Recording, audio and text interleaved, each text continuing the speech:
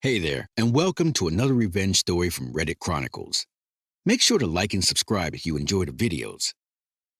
I destroyed a man's life. My mother has known Eileen, not her true name, since they were children, and Eileen has been like an aunt to me. Eileen's husband of more than 25 years unexpectedly asked for a divorce about 5 years ago. Eileen lived about 6 hours away from my mother at the time, and I was living out of state, so I didn't find out about their divorce until a few months later. Unfortunately, Eileen's life spun out of control following the separation/divorce. She became depressed and developed a drinking problem. But my mother and a few other childhood friends were able to persuade her to return to her hometown and subsequently to go to treatment. I returned home shortly before Eileen entered rehab, and because my school/work schedule was quite flexible, I was able to house sit and take care of certain things while she was there. I received a complete divorce tale the first time I saw her in recovery, and it was horrible. Eileen's husband, Jeff, not his real name, had not discussed any issues with her prior to filing for divorce, so she felt he had fallen out of love with her. But I was wary of what Eileen told me right away. First, Jeff, a mid-six-figure earning executive at a pharmaceutical business, was dismissed a year before they split up and decided to take a sabbatical before seeking for another work. Jeff's decision to take a break from work seemed strange to me because he'd always been such a workaholic. Eileen hadn't worked in years due to a disability, but she had some property in a trust fund bequeathed to her by her parents that allowed her to live comfortably without working. Jeff and Eileen survived on trust funds while he was out of work. Then, after declaring his intention to divorce, Jeff refused to attend couples counseling or discuss the reason for his decision. He would only explain that they had grown apart and that he was tired of being with a lady like Eileen. He stated that Eileen's mother was correct about her.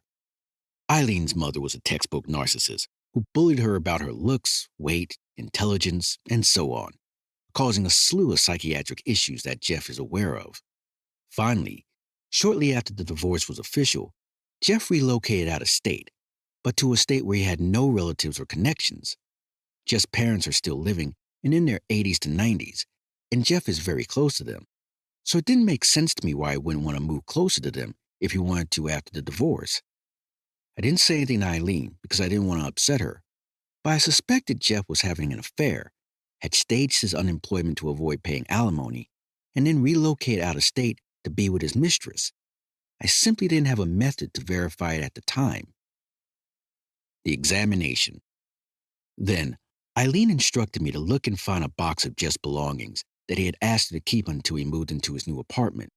She told me that everything I needed to know about the box, its contents, and his new address was in an email he sent her, and she provided me the password to her computer so I could see the email. This is where I got lucky. It came out that Jeff had used her computer to set up his email. When I was looking for Eileen's email, I inadvertently clicked on the app for his email. I decided to look through his email.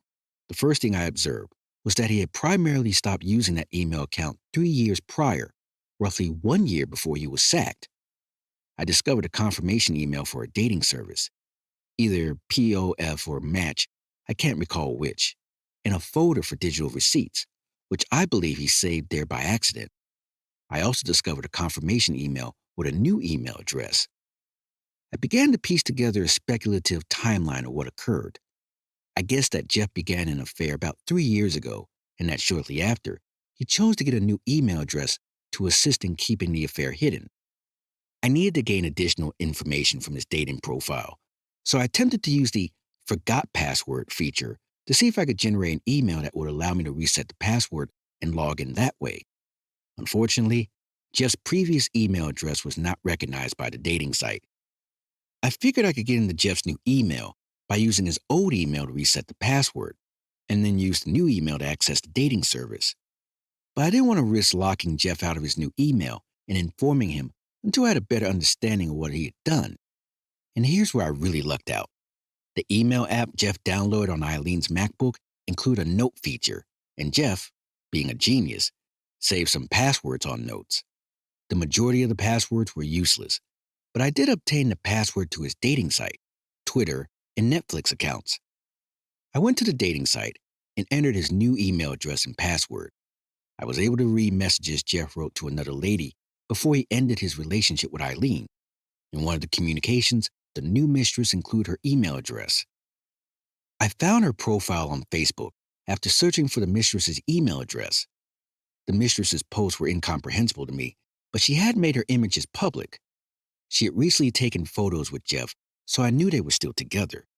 She also tweeted a photo of a construction worker starting ground on a new home for her and Jeff, which was intriguing, given Eileen gave the idea that Jeff didn't have a lot of money after the divorce. This is where my background comes into play. I was in law school at the time. I had returned to my hometown for a legal residency for one semester, and I had access to Lexi's database, specifically the public records database.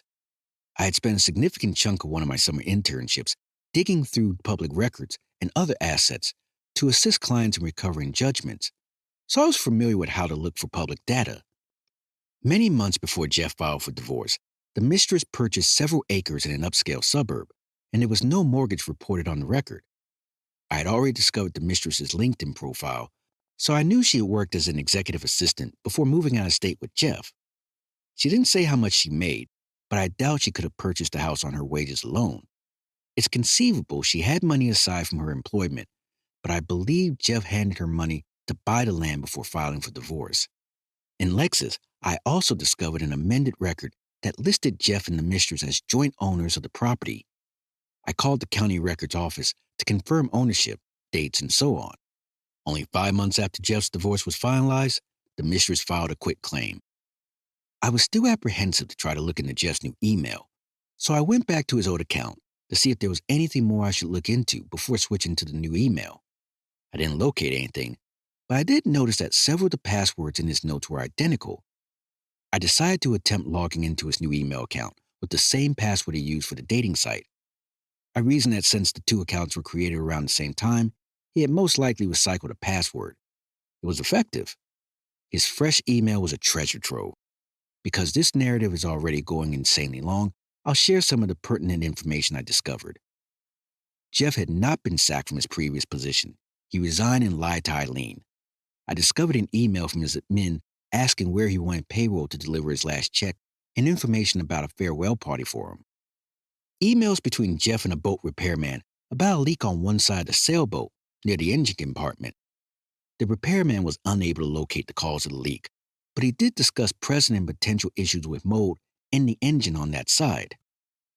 Emails between Jeff and a yacht broker that contained the email addresses of buyers further down the thread. An emailed report from the boat inspector that did not identify the leak, mildew damage, or potential engine damage. Emails between Jeff and his contractor on changes made to the sunroom in the new house, something about a 3-season sunroom versus a 4-season sunroom, and the construction needed to be modified to deal with the weight of snow. Emails exchanged between Jeff and his mistress. They had gotten married. The mistress and Jeff exchanged a calendar. Some flirtatious emails exchanged between Jeff and another woman. Emails providing information about Jeff's new employer. I downloaded all the crucial emails and files and began plotting my retaliation. Revenge. Everything was fair game in my opinion. I wanted him dismissed from his new job since he lied about getting fired. I felt he had hidden his money prior to his divorce from Eileen in order to assist payment for his new property. Thus, I wanted him to lose his house. I wanted to ruin his new relationship since he cheated on her. Anything I could do to help with the boat was a bonus. The boat was the most obvious place to begin. I had no idea if the source of the leak was discovered and rectified, or if the leak was orally given to the buyer. But I figured Jeff was a liar. Therefore, it was likely he withheld the information from the new buyer. I forwarded the emails between Jeff and the repairman, as well as a copy of the inspection, to the buyer. I went to Jeff's county court website 5 to 6 months later and saw that the buyers had filed a lawsuit against Jeff and the broker and inspector. Ha! I couldn't figure out how to take or destroy Jeff's house, so I resorted to complaining to the county inspector's office about the sunroom not being up to code. This is what inspired me to make this essay, because I recently learned about what happened with the county inspectors. Keep in mind that I learned about this via a third party years later, so I don't know all details. The sunroom was found to be code compliant, but the inspector discovered a workshop/work room linked to the unattached garage that was not shown on the original permit/plans. After the initial inspection, the contractor connected the workshop's bathroom to the property's septic system. A common acquaintance of Eileen and Jeff told Eileen and me, and he guessed it was a huge concern since the septic system they installed wasn't sized to handle the extra input. But I'm not sure. Jeff was fine, and the workshop had to be removed. This resulted in building delays, which will be discussed further. When it came to damaging Jeff's marriage, my initial thought was to send the new wife the amorous emails between Jeff and the other woman, but I couldn't locate anything about her on social media. I had no idea if the new wife knew the other woman and would dismiss the emails as irrelevant or proof of an affair. Then I experimented with updating Jeff's dating profile and emailing things to his wife, but it would take too long to create a phony relationship with real dates and times, and I was afraid Jeff might receive an email alert from the dating site that would tip him off. I ended up just taking the chance that the new wife wouldn't know about the other woman. I claimed to be someone concerned about Jeff's new girlfriend's infidelity. Overall, I kept the accusations vague, but I did indicate Jeff and the new girl had a couple of dates when they went out to eat and to the movies. According to Jeff's shared calendar, the new wife was out of town. I couldn't think of a way to get Jeff fired. I examined his email and schedule several times over the course of several weeks, seeking for something I could use to get him fired. My legal residence became too hectic for me to devote much time to vengeance, so I decided to just let it go. Eileen recently reunited with a buddy she shared with Jeff, who provided an update on Jeff. Eileen told me the details, which reminded me of what I did and triggered this story. It turned out that I didn't have to be concerned about jeopardizing Jeff's profession. By chance, the woman Jeff had been texting was his new job's assistant, and Jeff's new employer was his brother-in-law. Jeff and his new wife actually relocated to her hometown so she could be near her family, and Jeff could work for his new brother-in-law. I'm not sure if Jeff was genuinely cheating. He assured the common acquaintance who passed this story on to Eileen that they weren't having an affair. It didn't matter to his new wife, however, because Sarah and Jeff met while Jeff was already married. She didn't have much faith in him. When I submitted the email about Jeff having an affair, she didn't trust Jeff's protestations. She requested a divorce, and Jeff's boss brother-in-law dismissed him. And because the work was delayed, Jeff and his new wife had not yet moved into their new home when they split. They had to sell an unfinished property, and Jeff took a significant financial damage as a result. Finally, they were not part of my bigger retribution plan, but because I am a jerk, I took Jeff's belongings, mainly photographs, and threw them away. I told Eileen they must have gotten separated during the relocation. Signed both of Jeff's email accounts for a slew of spam, newsletter, mailing lists, and other such things. Removed Netflix from his watch list. On his Twitter account, he posted, retweeted, and liked a lot of porn and erased all the accounts he was following. The finale. I never informed Eileen what I did because I wanted her to have a plausible deniability and didn't want to jeopardize her rehabilitation. She's now aware of the boat lawsuit or the Netflix/Twitter controversy, but she did find solace in his divorce and job loss. I would have probably let it all go if Jeff had simply cheated because I had always admired him. I always assumed he was sweet, but I was clearly mistaken. Nice individuals don't use childhood maltreatment as a weapon to emotionally torture their wife. Jeff, in my opinion, deserved all I did to him. Now let's move on to my thoughts and advice for the person that is dealing with this problem. This one's a roller coaster of revenge, deceit, and a little bit of luck. Buckle up. So we've got this protagonist who's out to wreck a guy's life, and it all starts with a messy divorce. Eileen, a mother figure to our storyteller, had her world upside down when her husband Jeff suddenly asked for a divorce. Eileen's life spiraled into depression and a drinking problem, but with the support of childhood friends, found her way back home and into rehab. Now here's where the plot thickens. Our storyteller returns home, and because of a flexible schedule, they decide to help out Eileen during her recovery. And guess what? They stumble upon the mother of all divorce stories. Jeff, the husband, had some pretty fishy behavior. He'd quit his high-paying job a year before the divorce and decided to take a break instead of seeking new employment. Weird, right? Eileen, who hadn't worked in years due to disability, was living off her trust fund. It's all good until you realize that Jeff was using her money while not working.